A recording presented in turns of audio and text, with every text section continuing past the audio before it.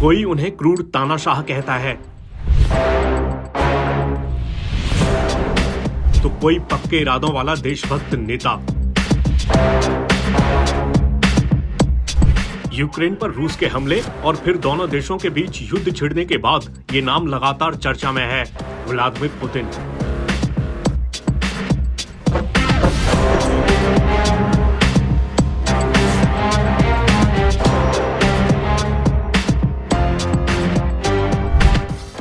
कौन है पुतिन? क्या है उनकी कहानी? क्या वो बचपन से ही ऐसे थे कि एक बार कुछ ठान लिया तो आसानी से पीछे नहीं हटना, किसी से भी लड़ जाना, दुश्मन से खतरा महसूस हो तो पहले ही वार कर देना? चलिए आपको सब कुछ बताते हैं। व्लादिमीर पुतिन का जन्म 7 अक्टूबर 1952 को लेनिनग्राद में हुआ था। दूसरे विश्व युद्ध के दौरान इस जगह को जर्मन सेना और उसकी सहयोगी फोर्सेज ने 872 दिन तक सीज करके रखा था। अब इस शहर को सेंट पीटर्सबर्ग के नाम से जाना जाता है। पुतिन के बचपन की बात करें तो वो स्कूल में एक जिद्दी और जुझारू लड़के थे।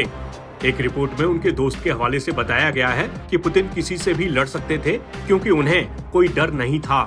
फिर भी सड़क के गिरोहों से घिरे शहर में एक मामूली लेकिन बेपरवाह युवा लड़के को कुछ करने की चाह थी।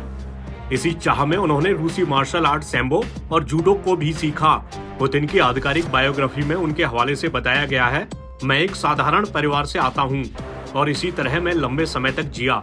मैं एक औसत सामान्य व्यक्ति के रूप में रहता था और मैंने हमेशा उस संबंध को बनाए रखा है। पुतिन की मां मारिया शेलोमोवा को उनका जूडो का फैसला मंजूर नहीं था। पुतिन ने बताया है, हर बार जब मैं अभ्यास सत्र में जाता था तो वो बड़बड़ाती थीं। वो फिर से अपनी फाइट के लिए रवाना हो गया है।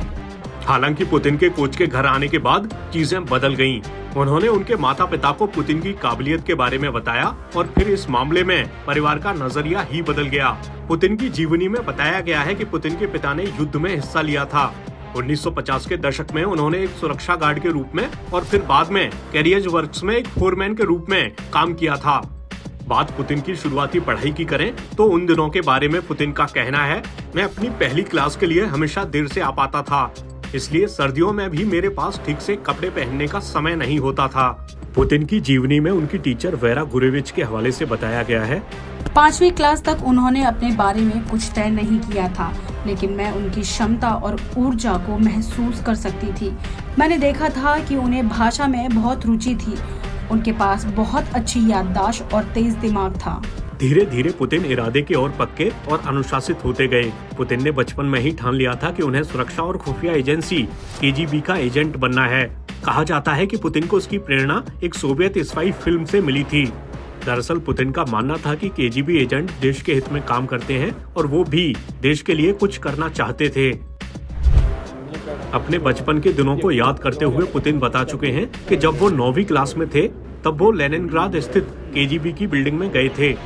वहाँ वो रिसेप्शन डेस्क तक गए।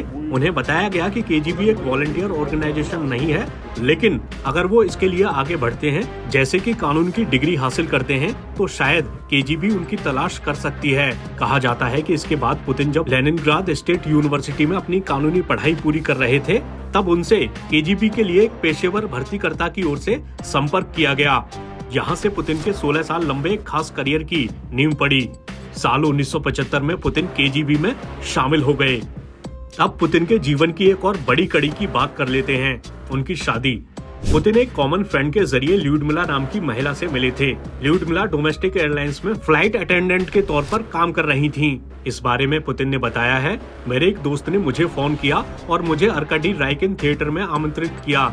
उन्होंने कहा कि उनके पास पहले से ही टिकट हैं और बताया कि हमारे साथ 2 युवतियां शामिल होंगी। हम वहां गए और युवतियां हमारे साथ शामिल हुईं। अगले दिन हम फिर से थिएटर गए। फिर मैंने उनमें से एक लड़की को डेट करना शुरू किया। मेरी होने वाली पत्नी ल्यूडमिला से मेरी दोस्ती हो गई। वहीं पुतिन को लेकर ल्यूडमिला ने बताया, व्लादिमीर के बारे में कुछ ऐसा था जिसने मुझे आकर्षित किया। 3 या 4 महीने बाद मुझे पता चल गया था कि ये वो आदमी है जिसकी मुझे जरूरत थी। खैर, अपनी पहली मुलाकात के 3 साल बाद व्लादिमीर ने ल्यूडमिला को प्रपोज किया। इस बारे में पुतिन ने बताया है, मुझे पता था कि अगर मैंने 2 या 3 साल तक शादी नहीं की तो मैं बिल्कुल भी शादी नहीं करूंगा। ये सच है कि मैं बैचलर के तौर पर जीने का आदी हो गया था, लेकिन ल्यूडमिला ने इसे बदल दिया। इन दोनों ने 28 जुलाई 1983 को शादी कर ली। ये शादी 2013 तक चली। 1985 में जर्मनी जाने से पहले व्लादिमीर और ल्यूडमिला की पहली बेटी मारिया का जन्म हुआ। उनकी दूसरी बेटी कतेरीना का जन्म 1986 में ड्रेसडेन में हुआ था।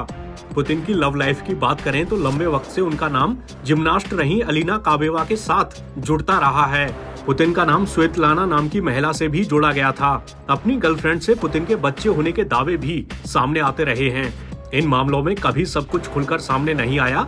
ज्यादातर बातें अटकलों के आधार पर ही कही जाती रही हैं। अब फिर से पुतिन के करियर पर लौट आते हैं। पुतिन ने जर्मन सीखी थी और इसकी वजह से उन्हें 1985 में ड्रेसडेन में केजीबी के संपर्क कार्यालय में नियुक्ति मिली। वहां वो एक आरामदायक प्रवासी जीवन में बस गए, लेकिन नवंबर 1989 में चौंकाने वाली गति के साथ पूर्वी जर्मन शासन का पतन शुरू हो गया। इस दौरान एक ऐसी घटना घटी जो पुतिन के दिल में घर कर गई। दरअसल 5 दिसंबर को भीड़ ने ड्रेसडेन केजीबी भवन को घेर लिया। जब पुतिन ने सुरक्षा का अनुरोध करने के लिए रेड आर्मी की पास की चौकी को फोन किया तो वहां से बेबसी से जवाब मिला, हम मॉस्को के आदेश के बिना कुछ नहीं कर सकते और मॉस्को चुप है। खैर, उस दिन पुतिन किसी तरह उस मुसीबत से बाहर निकले, लेकिन ये बात उन्हें याद रही। पुतिन ने संकल्प लिया कि वो सोवियत नेता मिखाइल गोर्बाचेव की गलती को नहीं दोहराएंगे कि आप विरोध होने पर तेजी और दृढ़ संकल्प के साथ प्रतिक्रिया न दो। 1990 में ड्रेसडेन से लेनिनग्राद लौटने के बाद पुतिन को लेनिनग्राद स्टेट यूनिवर्सिटी के रेक्टर के सहायक के रूप में नई नौकरी मिली। जल्द ही वे लेनिनग्राद सिटी काउंसिल चेयरपर्सन के सलाहकार भी बन गए। इसके बाद पुतिन का करियर कुछ यूं आगे बढ़ा।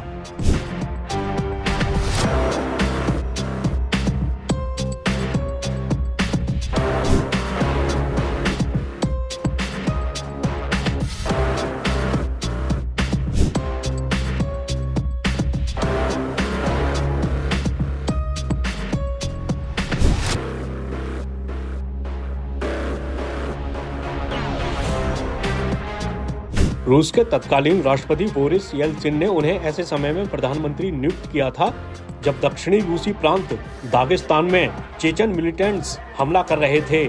इस बारे में पुतिन ने कहा कि उन्होंने फिर से देशभक्ति कर्तव्य की पुकार महसूस की।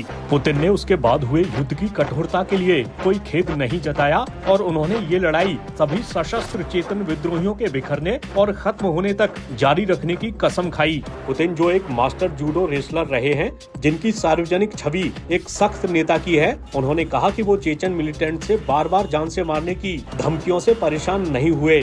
उन्होंने कहा, ऐसे हालात में केवल एक ही चीज प्रभावी हो सकती है, आक्रामक होना। आपको पहले वार करना चाहिए और इतनी जोर से वार करें कि आपका विरोधी अपने पैरों पर खड़ा ना हो सके। 2000 के नए साल के शुरू होने से कुछ समय पहले येल्त्सिन ने पुतिन को कार्यवाहक राष्ट्रपति बनने का प्रस्ताव दिया। इस बारे में पुतिन ने बताया, नए साल से 2 या 3 हफ्ते पहले येल्त्सिन ने मुझे अपने ऑफिस में बुलाया और कहा कि उन्होंने पद छोड़ने का फैसला किया है। इसका मतलब था कि मुझे कार्यवाहक राष्ट्रपति बनना था। मेरे अपने विचार थे, मेरे अपने तर्क थे, लेकिन साथ ही एक और तर्क था जिस पर मुझे विचार करना था। भाग्य मुझे सबसे ऊंचे स्तर पर देश के लिए काम करने का मौका दे रहा था और ना कहना मूर्खता होती। मैं इसके बजाय सूरजमुखी के बीज बेचने जा रहा होता या निजी कानूनी प्रैक्टिस में जा रहा होता। मैं उन सभी चीजों को बाद में कर सकता था और इसलिए मैंने फैसला किया कि ये पहले होगा और बाकी सब बाद में। 31 दिसंबर 1999 को पुतिन रूस के कार्यवाहक राष्ट्रपति बन गए। इसके बाद पुतिन 26 मार्च 2000 को रूस के राष्ट्रपति चुने गए। राष्ट्रपति बनने के बाद पुतिन ने अपने भाषण में कहा, हम चाहते हैं कि हमारा रूस एक स्वतंत्र, समृद्ध, मजबूत और सभ्य देश बने। एक ऐसा देश जिस पर उसके नागरिकों को गर्व हो और जिसका अंतर्राष्ट्रीय स्तर पर सम्मान हो। शायद गलतियों से बचना संभव नहीं होगा, लेकिन मैं वादा करता हूं कि मैं खुले तौर पर और ईमानदारी से काम करूंगा। पुतिन 14 मार्च 2004 को दूसरे कार्यकाल के लिए फिर से चुने गए। 8 मई 2008 को राष्ट्रपति के कार्यकारी आदेश से उन्हें प्रधानमंत्री नियुक्त किया गया। 4 मार्च 2012 को पुतिन एक बार फिर रूस के राष्ट्रपति बने। 2014 में पुतिन ने यूक्रेन के क्रीमिया को रूस में मिला लिया। इसे लेकर रूस ने आधिकारिक तौर पर दलील दी कि 16 मार्च 1914 को क्रीमिया के लोगों ने एक जनमत संग्रह में मतदान किया, जिसमें 96% लोगों ने रूस के साथ पुनर्मिलन का समर्थन किया। इसके बाद साल 2022 में पुतिन ने यूक्रेन पर हमला कर दिया। उन्होंने यूक्रेन पर रूस के हमले को सही ठहराते हुए आरोप लगाया कि नेटो रूस की सीमाओं पर खतरा पैदा कर रहा था। पुतिन ने कहा कि ऐसे में रूस के पास कोई दूसरा विकल्प नहीं था। युद्ध को जायज बताते हुए पुतिन ने दावा किया कि उनकी सेना यूक्रेन के क्षेत्रों में नागरिकों की रक्षा कर रही है। यहाँ उनका खास इशारा उन इलाकों की तरफ था जहाँ रूस समर्थित अलगाववाद का असर था। रूसी राष्ट्रपति ने कहा, हम लोगों के जीवन, अपने घर की रक्षा कर रहे हैं और पश्चिम वर्चस्व स्थापित करने की कोशिश कर रहा है। मौजूदा वक्त में यूक्रेन युद्ध पुतिन के लिए उनके जीवन की सबसे बड़ी परीक्षा साबित हो रहा है।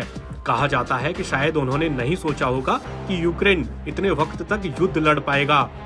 पश्चिमी देशों के यूक्रेन को मिले खुले समर्थन से रूस के पसीने छूट रहे हैं। पश्चिमी देश रूस पर भारी संख्या में प्रतिबंध लगाकर उसकी इकोनॉमी की कमर तोड़ने की भी कोशिश में हैं। कुल मिलाकर अभी पुतिन के सामने चुनौतियों का ऐसा पहाड़ खड़ा है जिसे वे पार कर पाते हैं या नहीं, ये तो वक्त ही बताएगा।